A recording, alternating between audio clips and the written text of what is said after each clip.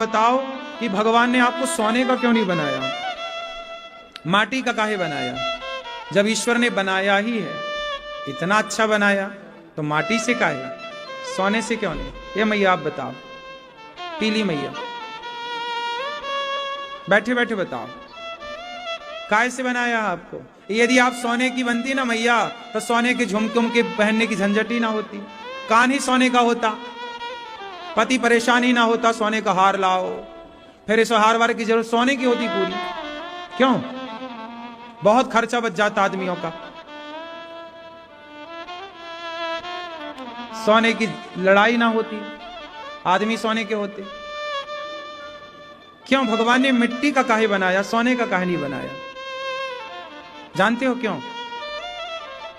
भगवान ने हम सबको मिट्टी का इसलिए बनाया, देवताओं ने कहा कि हमने मिट्टी के इंसान बनाए हैं, तो देवताओं ने कहा सोने के बनाते। नहीं नहीं नहीं, भगवान बोले माटी के अच्छे हैं। क्यों? बोले देखो, आप कोई भी बीज ले लो, चना ले लो, गेहूं ले लो, जौ ले लो, मक्का ले लो, जाकर के सोने में बो दो। क्या सोने में बोने से अंकुरित होगा? सोना ही सोना जहां हो वहां चने आप बो दो, गेहूं बो दो, बोलो हो जाएगा ना? हाँ, सोने में बढ़ने की संभावना नहीं थी, जबकि माटी में बढ़ने की संभावना है। भगवान ने आपको माटी का क्यों बनाया है? जरा विचार करिए, ठंडे दिमाग से सोचिए, ईश्वर कितना दयालु है। भगवान यदि हमें सोने का बनाते तो हम सोने के ही बने रहते, लेकिन हमें भगवान ने माटी का बना दिया कि तुम माटी के बनकर संसार में इतने अच्छे कर्म करो कि वो कर्मों का बीज इतना बढ़ जाए, इतना बढ़ जाए कि तुम इतने बड़े बन जाओ कि सोना भी तुम्हारे आगे फीका नजर आने लग जाए। आप इतने बड़े बन जाओ। कर्म करके व्यक्ति सोने से कीमती हो जाता है। अच्छा बताओ, सोना कीमती है कि आप कीमती हैं? बोलो, इंसान कीमती है कि सोना? हाँ, इंसान बहुत कीमती है कि नहीं? इंसान इतना कीमती है, बहुत पुरानी कोई बात है, बहुत पुरानी कोई घटना है, पूरी तो मुझे भी याद नहीं, आपको याद होगी, लेकिन आप लोग उस जमाने की बात सुनिएगा। गुरु, ये सिख परंपरा की बात है, मुझे पूरा याद नहीं है, पर हल्का हल्का याद है, आपको याद हो तो बता देना। शायद गुरु गोविंद सिंह जी के जो दो बेटे थे, उनको दीवार में, दो तो शहीद हो गए थे, दो दीवार में चुनवाए थे। ये घटना उनकी है या एक बहुत बड़े पैसे वाले थे, उनसे बोला था कि उन्हें इतनी जगह चाहिए कि सोना के सिक्के आप बिछा के दें। तो बोले व्यापारी के ठीक है, हम सोने का सिक्का बिछा रहे हैं, उतनी जगह उनको जलाने, मतलब उनको विसर्जित करने के लिए चाहिए। बोले सिक्के हम पलटा के ना जमीन पर लेंगे, खड़े खड़े सिक्के रखो, खड़े खड़े सिक्के रखो, और फिर उतनी जगह हमें चाहिए। तो उस व्यक्ति ने, उस जमाने में एक सिक्का खड़ा करेंगे तो कितनी सी जगह घेरेगा, ऐसे खड़े खड़े सिक्के करके सोने के, और उस महापुरुष के लिए वो जगह लिए थे, है ना? मतलब सोने से कीमती, सोने को खर्च करके वो व्यक्ति के लिए जगह, वहां बाद में फिर वो गुरुद्वारा बना, गुरुद्वारा बना बाद में, है ना? तो कहने का तात्पर्य यह है कि हम भले माटी के हैं, लेकिन माटी का इंसान अपने कर्मों से इतना पवित्र हो सकता है कि सोने से कई गुना ज्यादा, गंगा से ज्यादा पवित्र व्यक्ति हो सकता है, यदि अच्छे कर्म कर ले तो। माता अनसुईया अच्छे कर्मों के कारण पवित्र हो गई कि नहीं? माता अनसुईया ने गंगा जी से कहा कि हमारे पति नहीं आ सकते आपके पास, अब बूढ़े हो गए हैं, आप गंगा मैया आओ। तब मैया गंगा को बुला लिया, मैया अनसुईया ने चित्रकूट में गंगा जी को मंदाकिनी के रूप में। तो कहने का तात्पर्य यह है कि आप भले माटी के हैं, भगवान ने आपके भीतर वो शक्ति दी है, अंकुर शक्ति। आप अच्छे कर्म कर करके अपने उन अच्छे कर्मों को बढ़ा सकते हैं। इसलिए ये शरीर जो माटी का है ना हमारा, इसकी आयु लगभग 100 साल की है। कितना भी आप संभालो, लेकिन 100 साल बाद ये खंडहर हो जाएगा। ये शरीर क्या हो जाएगा? खंडहर हो जाएगा और खत्म हो जाएगा। लोग ले जाके चिता पे जला देंगे। मेरा कहना आपसे सिर्फ इतना है कि हमारा शरीर मरे, हमारा शरीर खंडहर हो, हमारा समय पूरा हो, उसके पहले हम वो प्राप्त कर लें जिसको प्राप्त करने हम संसार में आए हैं। क्या मैं आपसे पूछ सकता हूं कि आप लोग इस संसार में क्यों आए हैं? क्यों भैया आप इस संसार में काहे आए हो? बैठे बैठे मेहनत तो गधा कर रहा है। मेहनत तो गधा सबसे ज्यादा करता है। भाई आप बताओ, आप काहे के लिए संसार में आए हो? आप बताओ।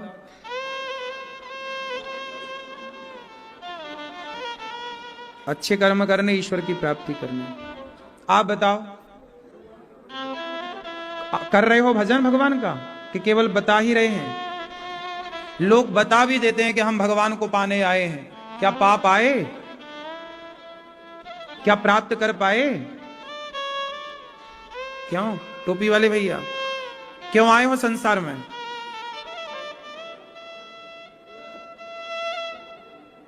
बोलो। मैया, ओ लाल मैया, क्या बोलती तू?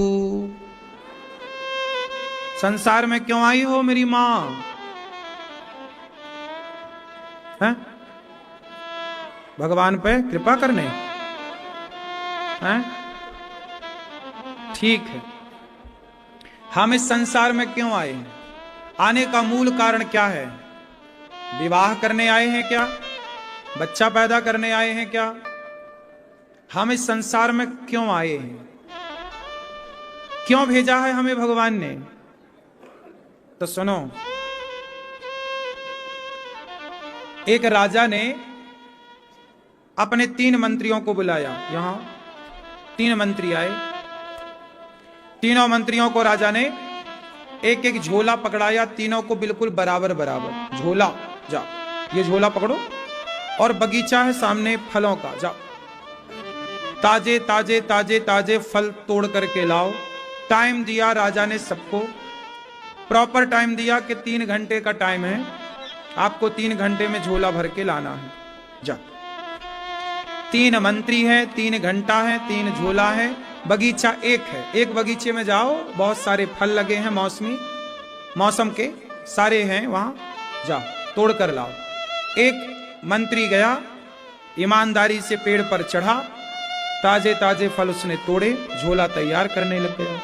दूसरा मंत्री आया, उसने वहां पर देखा कि बढ़िया ठंडी हवा चल रही है, ठंडक है, बोला 3 घंटे हैं, थोड़ा 1 आध घंटे लेट लूं, विश्राम कर लूं। तो पेड़ की छांव में बढ़िया हवा चल रही थी, ठंडक थी, लेटा तो सो गया, और जब सोया तो गहरी नींद में चला गया। तीसरा द्वार पर जो से वहां का माली था, उस बगीचे की देखरेख करने वाला, उससे बात करने लगा। पंचायत, कितना पेड़ लगे हैं यहाँ, कितना फल होता है, कितने का टर्नओवर है, कितना आता है पैसा, कितना, सब जानकारी वो इतना पंचायत में डूबा कि उसके कब 3 घंटे निकल गए पता ही नहीं लगे। जब वो ऊपर पेड़ में चढ़कर तोड़ने वाला ईमानदार मंत्री जब तोड़कर चला, तो देखा कि उसका दूसरा साथी सो रहा है। तो उसी ने जगाया, ए भैया उठ जा, टाइम हो गया। अरे टाइम हो गया, और मैंने तो झोला में कुछ भरा ही नहीं। तुरंत उसने जो नीचे पड़े थे, हवा से गिर गए थे, सड़े पचे जो फल थे, उनको भरा, झोला तैयार। दोनों बाहर निकले तो तीसरा पंचायत कर रहा गेट पे, अरे समय हो गया, देखा नहीं?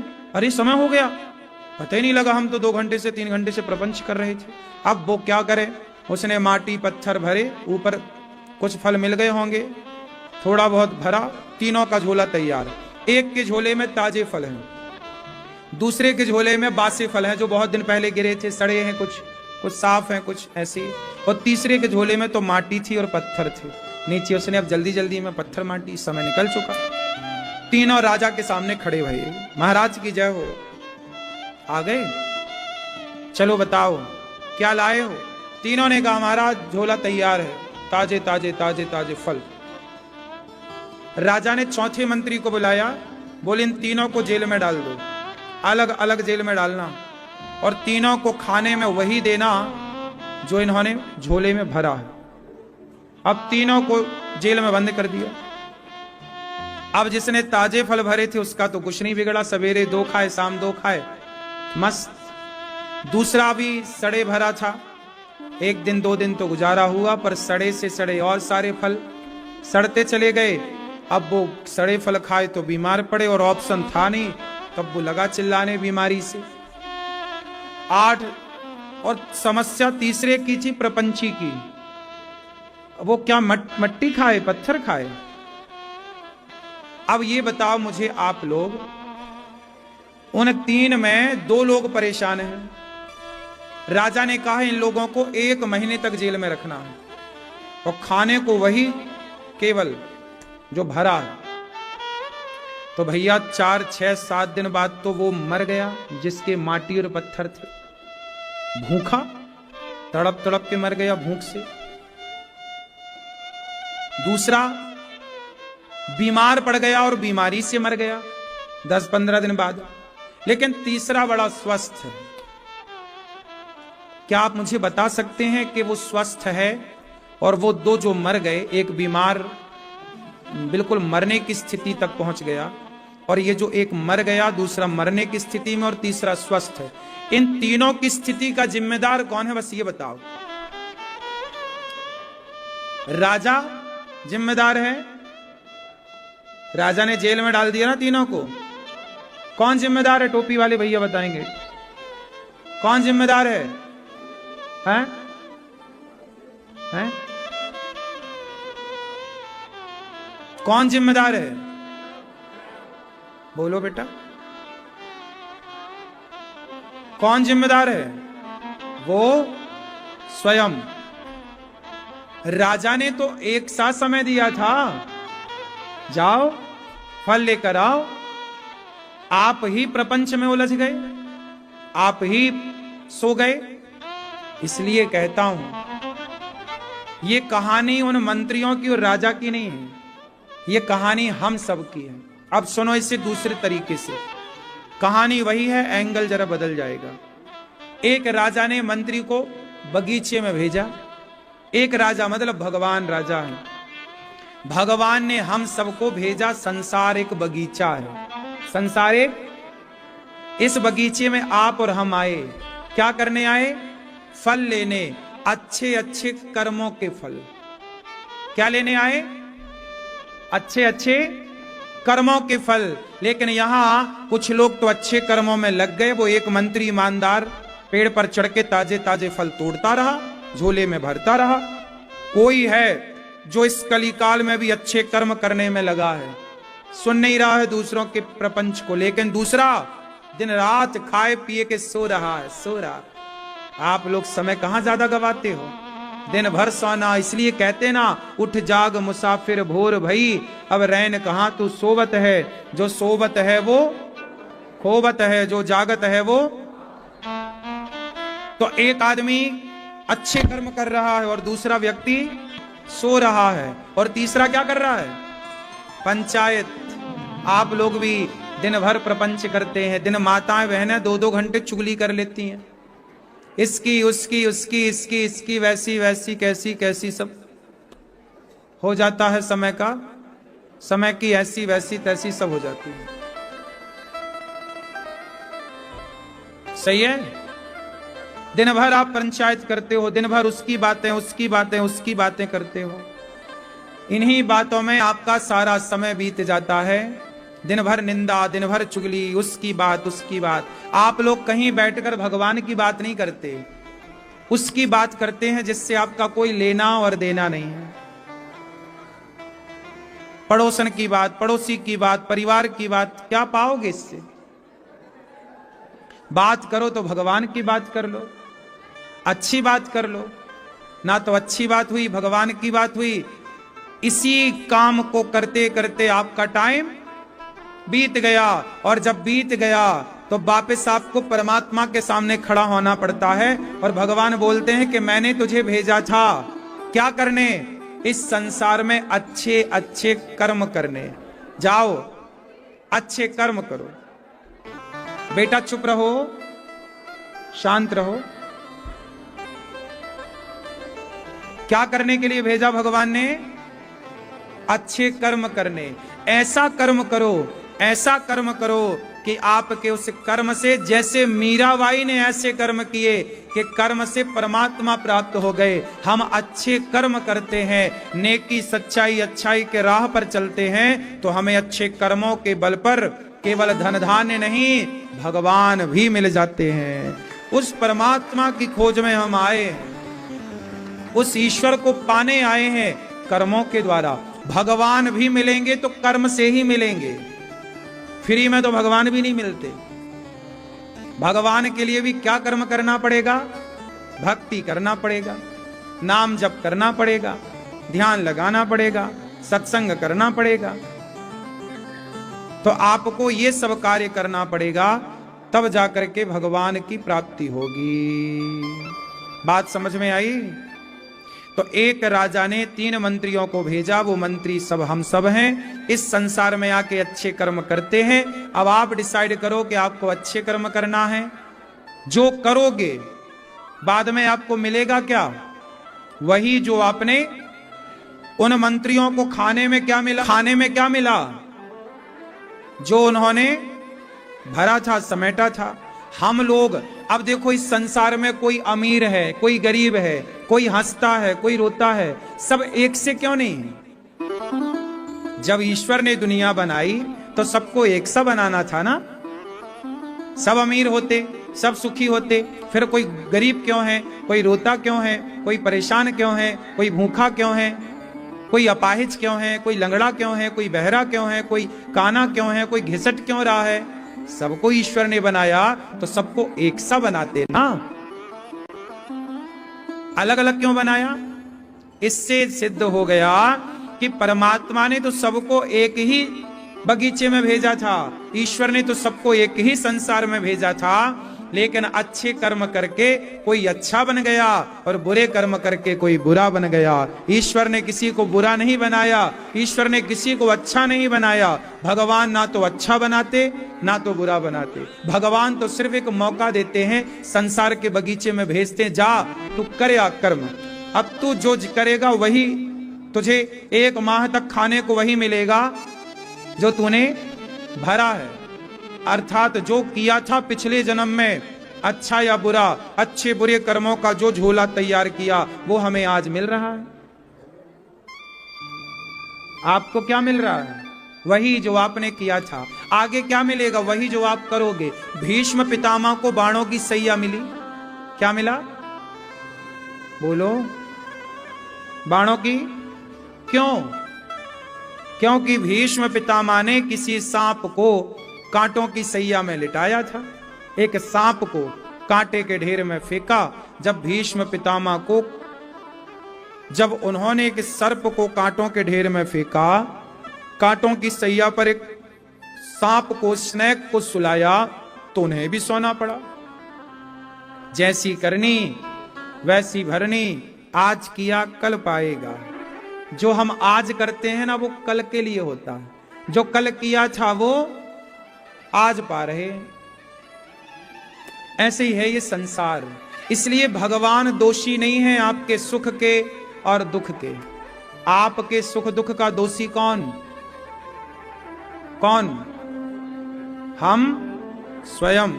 को ना काहू को सुख दुख कर दाता, निज कृत कर्म भोग सब भ्राता। यहाँ व्यक्ति अपने कर्म करने का, अच्छा बुरा का फल पाता है, और व्यर्थ में ही इंसान दोषी भगवान को ठहराता है कि प्रभु ने ऐसा किया, भगवान ने ऐसा किया। भगवान कुछ नहीं करते, आपका कर्म ही आपको सब कुछ देता है। अब यहाँ एक सवाल खड़ा हुआ कि जब हमारे कर्म से ही हमें मिलना है अच्छा या बुरा, तो फिर हम भगवान की उपासना क्यों करें, हम भक्ति क्यों करें? जब हमारे ही कर्म का फल हमें मिलना है तो फिर भक्ति करने का मतलब क्या है? अब आप लोग बताओ कि जब आपके कर्मों से बुरे कर्मों का बुरा फल, अच्छे कर्मों का अच्छा फल, जब कर्मों का ही फल मिलना है अच्छा या बुरा, तो भक्ति क्यों करें भगवान की? उत्तर दो। फल तो भगवान देंगे, लेकिन अच्छा करोगे तो अच्छा देंगे। भगवान तो फल बदल नहीं सकते। हमने अच्छा किया है तो भगवान को तो अच्छा ही देना पड़ेगा ना। हमने बुरा किया है तो ईश्वर बुरा ही तो देंगे। तो फिर भक्ति क्यों करें? आप बताओ चश्मा वाले भैया, फिर भक्ति काहे करें? आप न बताओगे?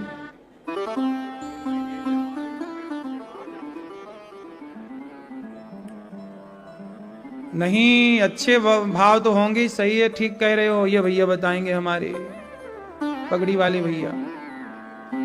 क्यों करें भक्ति भगवान की? अगले जन्म के लिए तो अच्छे कर्म करते रहो तो अगला जन्म बिंदास, कर्मों से तो अगला पिछला बनेगा। भक्ति क्यों करें बताओ? हैं? ईश्वर को पाने के लिए भी कर्म ही करते रहे, कर्म करते रहे, मिल जाएंगे। कर्म से तो मिलेंगे, बिना कर्म के तो ये भी नहीं मिलते। भक्ति काहे करें, भगवान की शरण में काहे जाएं? सवाल ये है, जब कर्मों का फल ही हमें भोगना है, अच्छा और बुरा, तो हम भक्ति क्यों करते हैं? आप भक्ति करते हैं लेकिन आपको पता ही नहीं कि भक्ति क्यों करते हैं।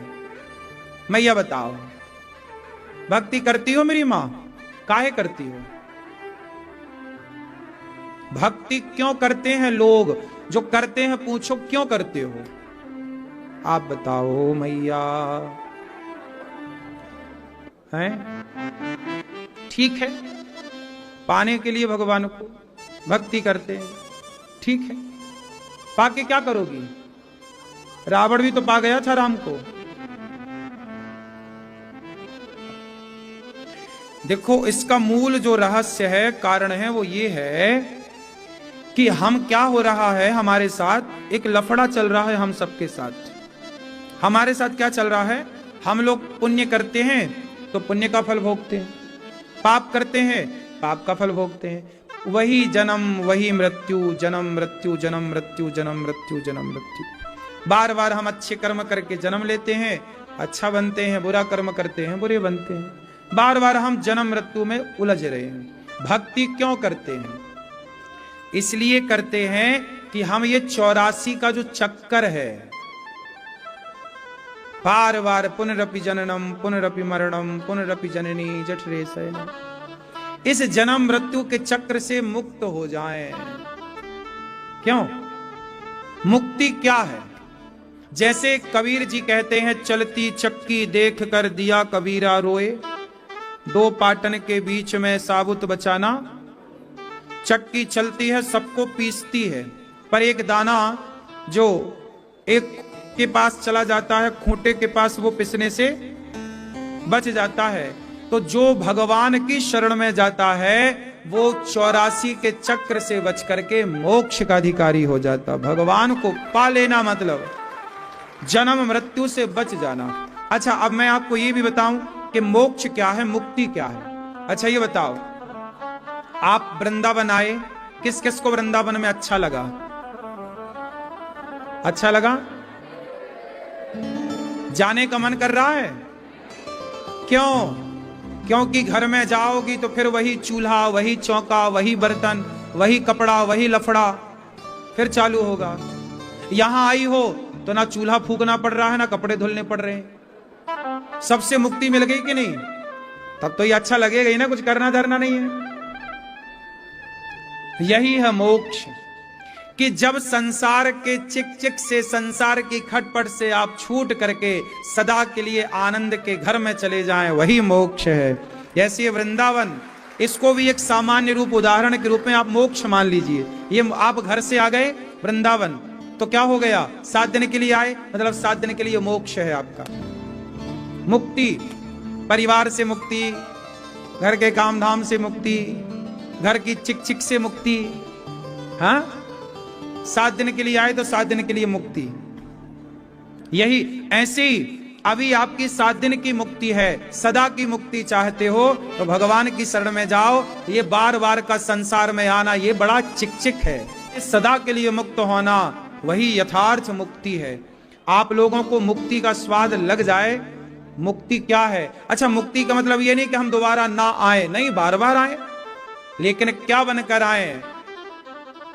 देखो, आप इस संसार में बार बार आओ, मीरा की तरह आओ, सूरदास जी की तरह आओ, तुलसीदास जी की तरह आओ। ये सारे संत कौन है? ये मुक्त संत हैं। आते हैं, भक्ति का प्रचार प्रसार करते हैं, फिर मुक्ति की ओर चले जाते हैं, भगवान के धाम में बैठ के आनंद करते हैं।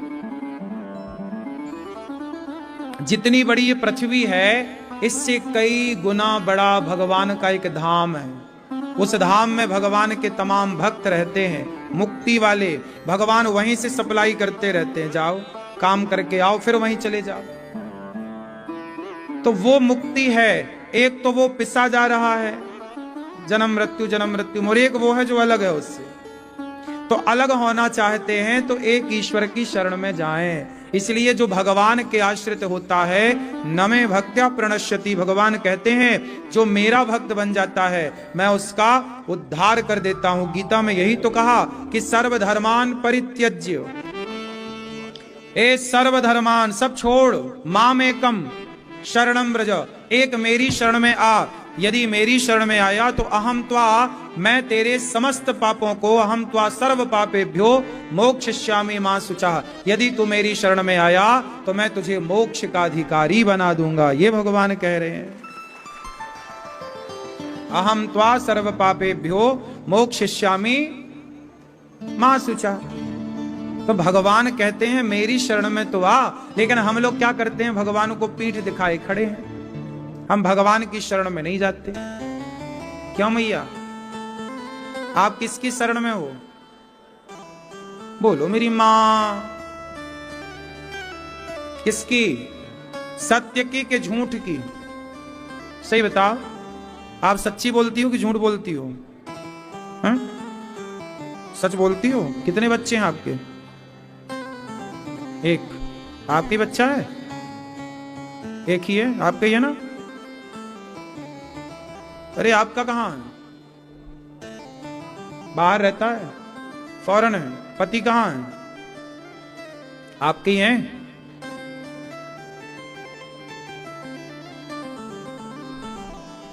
अच्छा ये बताओ, आप अपनी आंख में हाथ रखो, आंख में, अब कान में रखो हाथ, अब हाथ में हाथ रखो, अब शरीर में उस जगह हाथ रखो जो शरीर का हिस्सा आपका हो, जिसको आप कह सकें कि ये मेरा है। शरीर का। राधे बेटा, खुश रहो, ठीक है? जाओ माताओं के दर्शन कर लो और प्रसाद पा लेना, ठीक है? कहां से आए हैं? आगरा से? अच्छा, स्कूल के बच्चे। चलो सबको राधे राधे, ठीक है? चलो जाओ माताओं के दर्शन कर लेना, प्रसाद पा लेना। बेटा कोई एक जन जालो साथ में। ओ, इन बच्चों को जाओ के दर्शन करा दो बेटा, माताओं के, और प्रसाद पवा देना। जाओ, चलो। मैया, शरीर में उस जगह हाथ रखो, शरीर के उस अंग में हाथ रखो जिस अंग को आप कह सको कि ये मेरा है। रखो। अब वो शरीर का कौन सा हिस्सा है जो आपका, जो कह सको कि ये मेरा है? कोई भी नहीं है, कोई भी नहीं है। आंख यदि आपकी थी तो अंधी क्यों हो गई? बुढ़ापे में कम दिखने लगता। कमर आपकी थी तो दर्द क्यों आ गया? पांव आपके थे तो बुढ़ापे में दर्द क्यों हो गया? कुल मिला के निष्कर्ष निकला कि शरीर भी अपना नहीं है। जब शरीर भी अपना नहीं है और ये मैया कह रही है कि आंख मेरी है और ये पति मेरा और बच्चा मेरा है, अब बताओ, जब शरीर भी मेरा नहीं है तो पति और बच्चा मेरा हो सकता है? उत्तर दो जोर से। नहीं हो सकता? हो सकता है? तो अभी तो आप कह रही थी कि मेरा बेटा मेरा पति, तो यह झूठ हुआ कि नहीं? बोलो। अभी आप झूठ बोल रही थी कि सच बोल रही थी? जब शरीर ही आपका नहीं है तो बेटा और पत्नी और पति हमारे कैसे हो सकते हैं? तो फिर आपने अभी बोला कि ये पति है हमारा और बेटा हमारा है, तो ये बात झूठ थी कि नहीं? बोलो मैया। क्यों भैया, झूठ बोलना पाप है? नदी किनारे सांप है? इसका तात्पर्य हुआ कि हम सारी जिंदगी झूठ पर पलते हैं। क्या कहते हैं? ये पत्नी मेरी, परिवार मेरा, जबकि शरीर ही अपना नहीं है, लेकिन दावा ठोकते हैं कि ये सब अपना है। ये सत्य ईश्वर को भजो। ये संसार झूठा है, आप भी तो झूठी बोल रहे हो कि ये मेरा, ये मेरा, ये मेरा, है ना मैया?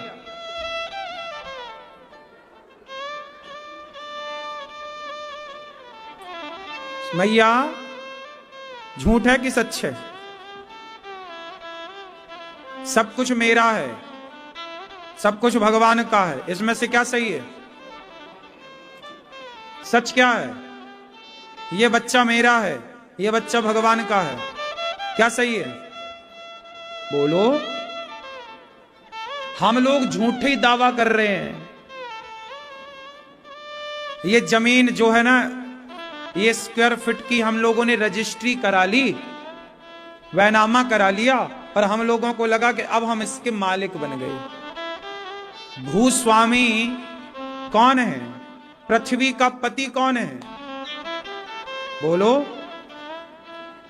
यथार्थ में पृथ्वी का पति कौन है? भूस्वामी कौन है? बोलो भाई।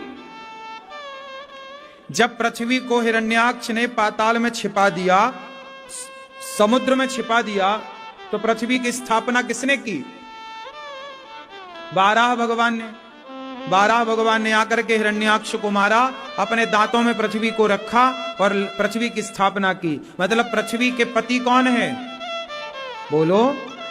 भगवान। पृथ्वी के पति, जोर से। भगवान पृथ्वी के पति। तो भूस्वामी कौन है? बोलो। भूस्वामी भगवान है। लेकिन आप लोग रजिस्ट्री कर लेते हो जरा प्लॉट की, तो आप कहते हो मैं स्वामी हूं इस प्लॉट का। तुम पृथ्वी के स्वामी कब से हो गए? क्यों? तुम पृथ्वी के स्वामी कब से हो गए भाई? स्वामी तो भगवान हैं। भगवान थे, भगवान हैं, भगवान ही रहेंगे। आपने भगवान की प्रॉपर्टी को अपना मान लिया, कब्जा कर लिया ईश्वर की संपत्ति पर। ये मेरा है। जबकि सच्चाई ये है कि सब कुछ ईश्वर का है। हम लोग स्वीकार नहीं करते, दावा ठोक लेते हैं ये हमारा है। भगवान का है तो मान लो ना भैया कि भगवान का है। रहो ये मान करके प्रभु आपका है, आपका दिया प्रसाद है, हम तो आपकी जगह पर रह रहे हैं। अब ये वृंदावन बिहारी जी का है, हम तो बिहारी जी की गोद में रह रहे हैं। ये कोई हमारा थोड़ी है, ये तो बिहारी जी का है। और हम वृंदावन में मतलब बिहारी जी की शरण में हैं। हम कहें नहीं ये वृंदावन में ये जगह हमारी नहीं, सब कुछ पूरी वृंदावन की जगह बिहारी जी की, और हम तो उनकी जगह में रह रहे हैं। किराएदार हैं हम कौन हैं? किराएदार। तो समय से किराया दो। जो घर आपका है ना, आप उस घर के मालिक हो कि भगवान मालिक हैं? बोलो। जिस घर में आप रहते हो उस घर को ये भाव रखो कि ये भगवान का घर है, हम भगवान के किराएदार हैं। हम क्या हैं? भगवान के।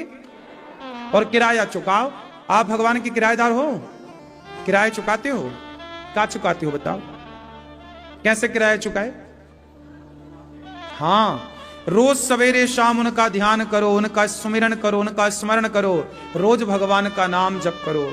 और ये भाव रखो कि हमने यदि आज 10 माला जपा तो ये 10 माला मतलब आज हमने भगवान का किराया चुका दिया, आज का किराया चुक गया। नाम जप करो, ध्यान करो, इतना ही तो बस बात है। अब आप लोग नाम भी नहीं जपते, भगवान का चिंतन भी नहीं करते, दिन भर झूठ पे झूठ, झूठ पे झूठ बोलते चले जाते, दिन भर उल्टे सीधे काम करते करते आदमी मर जाता है। सारी जिंदगी आदमी उल्टे काम करता है, फिर बाद में कष्ट मिलता है तो रोता है, जी हम देखो बड़े दुखी हैं। तो तुम अपने कर्मन से तो दुखी हो, काहे ऐसे गलत काम किए कि तुम दुखी हो गए, वरना तुम्हें कौन दुखी कर सकता है।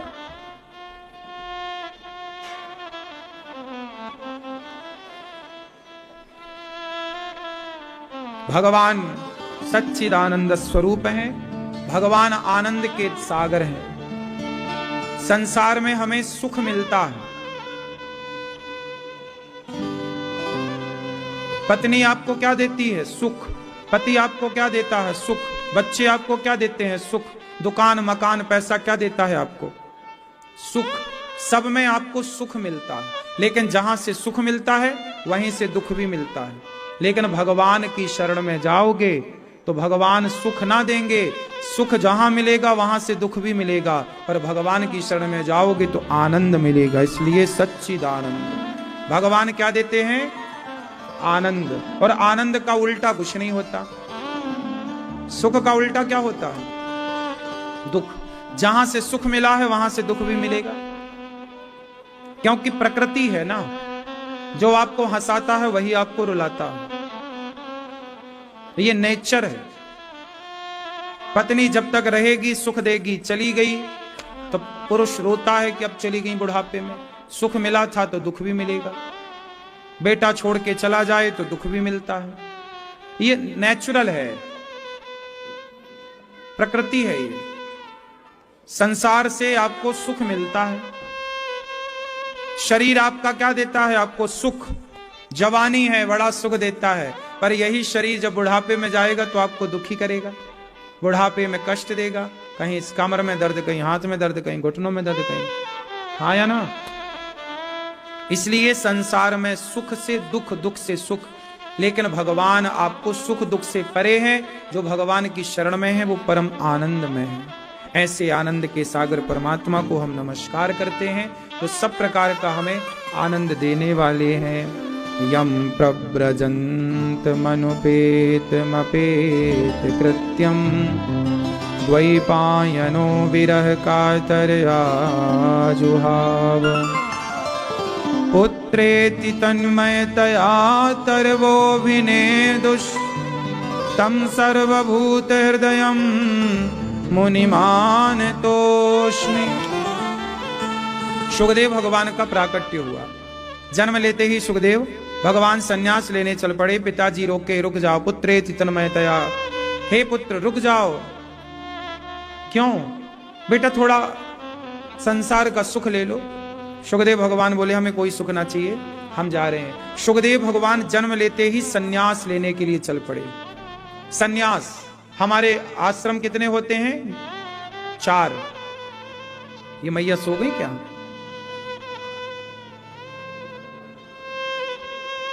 मैया राम राम, नींद आ गई आपको? हाँ, सो जाओ।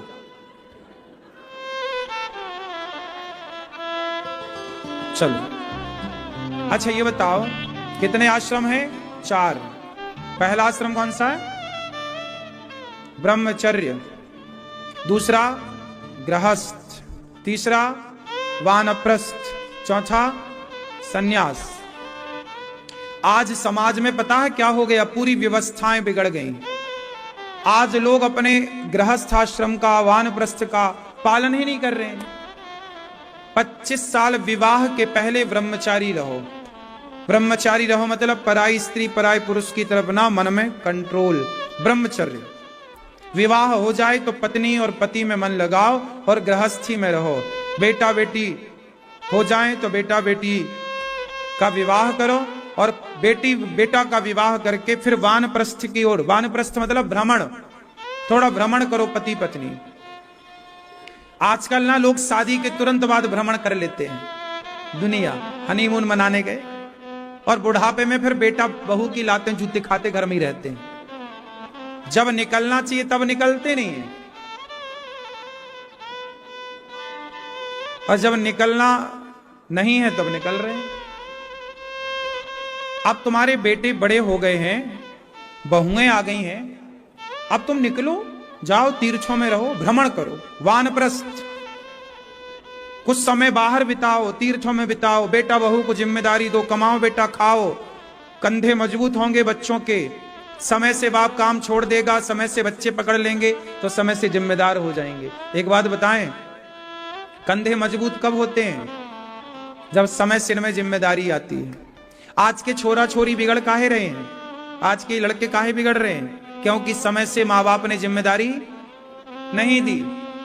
खुद बाप कहता है कि अरे मैं तो खुद कमाता हूं, मैं तो खुद करता हूं, खुद बाप ही सब काम कर रहा, दुकान वही चलाएगा, दुकान पर साग सब्जी वही लाएगा, सब शॉपिंग वही करेगा। अरे बच्चों को पता ही नहीं है कि आलू का भाव क्या चल रहा है, नमक का भाव क्या चल रहा है, आटे का भाव क्या चल रहा है, क्यों दाल का भाव क्या चल रहा है। अरे बच्चे को पता ही नहीं है तो बच्चे कीमत कहां करेंगे वो आलू और दाल की और रोटी की। पहले के लोग बड़े समझदार थे। बच्चों का विवाह होता उसके पहले ही बच्चों के कंधे पे जिम्मेदारी देते, ले बेटा अब ये घर गृहस्थी तुम्हें चलाना है, नमक रोटी की भरपाई तुम करो, जाओ कमाओ। आजकल का बच्चा पढ़ के आता है, बेटा तुम आराम करो, हम कमा रहे हैं, हम कर रहे हैं। बच्चे बैठते नहीं है काम में, पिता के संग हाथ बटाते नहीं है। धीरे धीरे वो बच्चे मोबाइल के द्वारा गलत राह पर चले जाते हैं। वो सोचते हैं हम पापा को खूब पैसा देंगे, ऑनलाइन गेम खेलने लग जाता पैसे वाला। पता चला 5 लाख हार गया, 5 लाख हार गया। अब कमाया तो 1 रुपया नहीं और 5 लाख हार गया, है ना। पिताजी से कहा पापा वो देखो हम 5 लाख हार गए। पापा बोले कोई बात नहीं, ये ले 5। अरे उसको बोला हमारा बाप तो बढ़िया धन्ना सेठ है, उसने फिर खेला, बोले अब जीत के दूंगा, 5 फिर हार गया। ऐसे ही में औलाद बिगड़ जाती है। सुनो, ये जो गेम खेल के आजकल के छोरा छोरी पैसा पाके धन्ना सेठ बनना चाहते ना, ऑनलाइन गेम होता, क्या बोलते इसको, गेम होता ना। आजकल लोग ये जुआ है, सिंपल भाषा में, ये पुराने भाषा में क्या चाहिए, एक प्रकार का जुआ है, ऑनलाइन जुआ कह सकते हैं आप। जुआ खेल के आज तक कोई धन्ना सेठ बना हो तो नाम बताओ। ये जो जुआ खिलाने वाले मोबाइल पे कंपनियां बैठी हैं, ये अपना नुकसान थोड़ी करेंगी, ये तो आपको लत लगा के आपसे बर्बाद लूटना चाहती हैं और आप इसके शिकार बन जाते हैं। इसलिए कोई जुआ खेल के पैसे वाला बनता तो फिर आदमी काम क्यों करता, सब जुआ खेलते। आओ हम सब फिर जुआ ही खेलें, मेहनत क्यों करें। इसलिए हम सबको चाहिए कि हम अपने काम में मन लगाएं और काम करते हुए ईमानदारी से पैसे कमाएं, ईमानदारी से कार्य करें और फिर पैसे कमाएं। और माँ बाप को चाहिए कि वो बच्चों फिर धीरे से पूर्ण रूप से पति पत्नी मिलकर भगवान में समर्पण करो। इस तरह से जीवन व्यतीत करना चाहिए। सुखदेव भगवान बोले कि मैं वापस नहीं जाऊंगा। ऐसे सुखदेव भगवान राजा परीक्षित जी को भागवत सुनाते हैं। राजा परीक्षित जी ने भागवत सुनी और 7 दिन में परीक्षित जी का उद्धार हुआ। एक बार भागवत सुनने के लिए सूत जी जब आए तो शौनक आदि ऋषियों ने कहा कि हमें कथा सुनाइए, ऐसी कथा सुनाइए कि भक्ति ज्ञान विरागाप्तो विवेको वर्धते महान।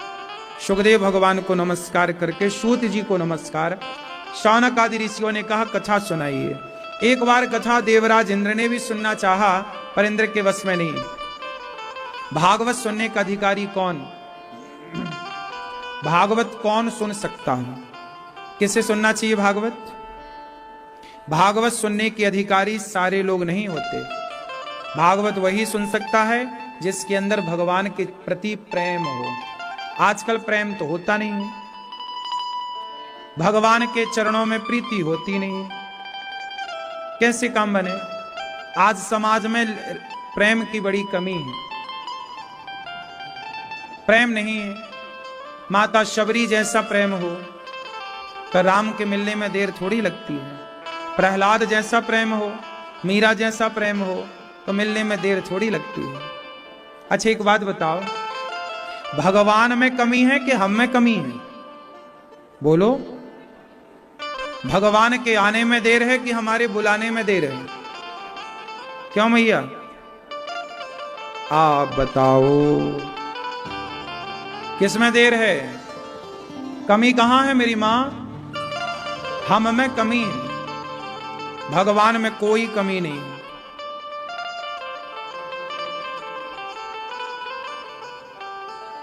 हो तुमने आंगन नहीं बुहारा, चंचल मन को नहीं सुधारा, कैसे आएंगे भगवान, कैसे आएंगे भगवान।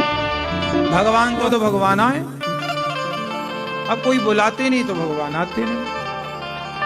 एक बार देवराज इंद्र ने कहा कि हम कथा सुने। सुखदेव भगवान बोले आप प्रेमी बनकर आते तो सुनाते, पर आप कथा के अधिकारी तो हो नहीं, कथा का अधिकारी ना मानकर कथा नहीं सुनाई। सुखदेव भगवान ने इंद्र को, इंद्र ने तराजू बांधी, एक पलड़े पर भागवत जी को रखा, दूसरे पलड़े पर स्वर्ग के सुखों को रखकर तौला तो भागवत जी का पलड़ा भारी था। भागवत जी की बराबरी कोई नहीं कर सकता। भागवत जी में क्या है? भागवत जी कौन है बताओ? प्रत्यक्ष भगवान का स्वरूप है भागवत जी। अक्षरों से 18,000 श्लोक हैं भागवत जी में, एक एक अक्षर को जोड़ करके ये ग्रंथ की रचना हुई है। शब्द, एक एक शब्द है, और शब्द क्या है? शब्द ब्रह्म, शब्द ही भगवान है। अच्छा आप लोग जानते हैं शब्दों की ताकत?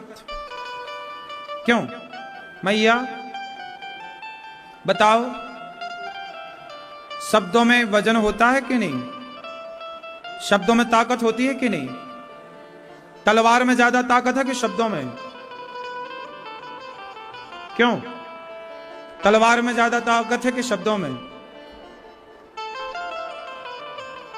मैया ताकत ज्यादा किसमें है, तलवार में कि शब्दों में? शब्दों में बड़ी ताकत होती, कहते हैं शब्दों में बड़ी जान होती है। इन्हीं से आरती अरदास और अजान होती है। यही समुद्र के वो मोती हैं जिससे इंसानों की इंसानों को पहचान होती है। शब्दों में बड़ी जान होती है मेरी मां। क्या होती है? शब्दों में जान होती है। शब्दों में ऐसी जान होती है कि वो जान किसी की जान ले भी ले और किसी में जान डाल भी दे, हैं? शब्दों में बड़ी जान है। अब देख लो ना शब्दों का जादू। कैकई ने मंथरा के शब्दों को सुन लिया, पत्थर दिल बन गई कि नहीं? पत्थर बना दिया कि नहीं? कैकई के शब्दों ने राम को वनवास भेज दिया कि नहीं?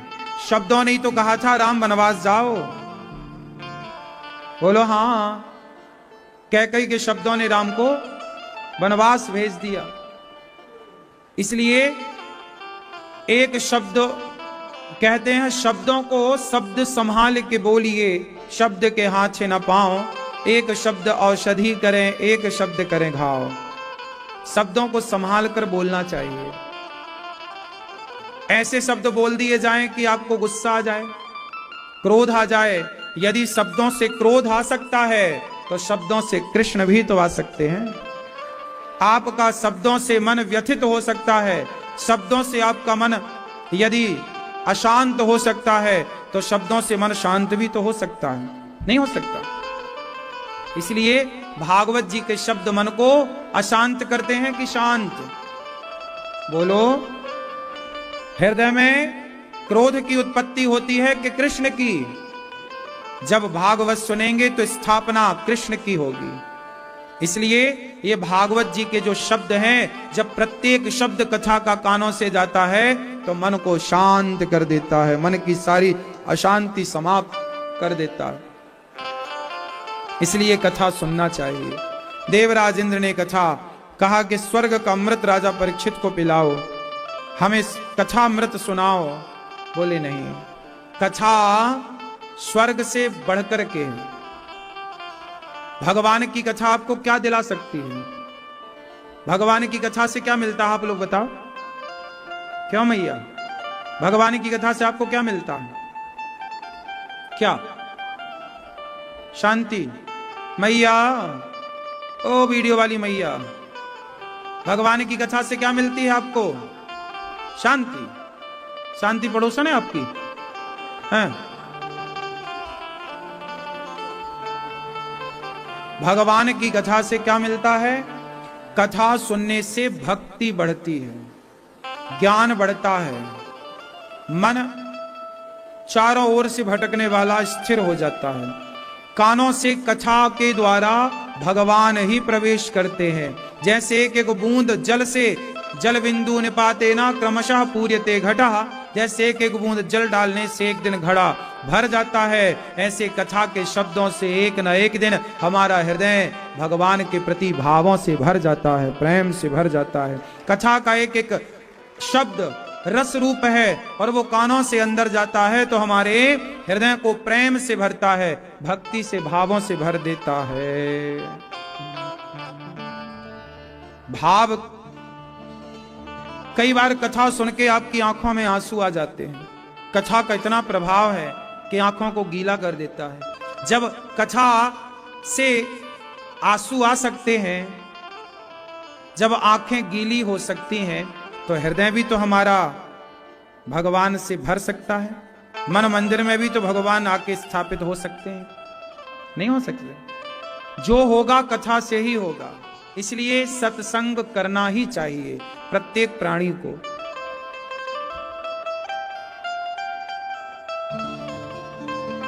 देवराज इंद्र ने तराजू बांधी भागवत जी के एक पलड़े को रखा, भागवत जी को स्वर्ग से तौल कर देखा। जब परीक्षित जी का उद्धार हुआ तो भागवत जी की बराबरी कौन करना था? इंद्र को समझ में आया ये भागवत जी नहीं, प्रत्यक्ष भगवान है। एक बार अभिमान इंद्र का समाप्त हुआ। एक बार नारद जी समस्त तीर्थों की यात्रा पर निकले। पुष्करम चा प्रयागम अहम तो पृथ्वीम यातो ज्ञात्वा सर्वोत्तमामिति। पुष्करम चा प्रयागम चा काशीम गोदावरीम तथा। एक बार नारद जी समस्त तीर्थों के लिए निकले भ्रमण करने कि शांति मिलेगी कहीं। नारद जी गए, देखा, पुष्कर गए, प्रयाग गए, सब जगह गए, पर कहीं शांति नहीं। क्या मिला? बल्कि सत्यम नास्ति तपः शौचम दया दानम न विद्यते। नारद जी ने देखा कि सत्यम नास्ति, आज के इस कलिकाल में सत्य का नाश हो गया है। सत्यम नास्ति तपः शौचम, ना कोई तपस्वी बचा, ना कोई पवित्र व्यक्ति बचा, ना दया करने वाला, ना दान करने वाला। नारद जी बोले कि चारों ओर हाहाकार मचा हुआ है। सत्यम नास्ति। इस कलयुग में सत्य मानो समाप्त सा हो चुका है। अच्छा एक बात बताओ, संसार में सत्य का होना कितना जरूरी है? सत्य का होना कितना जरूरी है जरा बताओ मैया।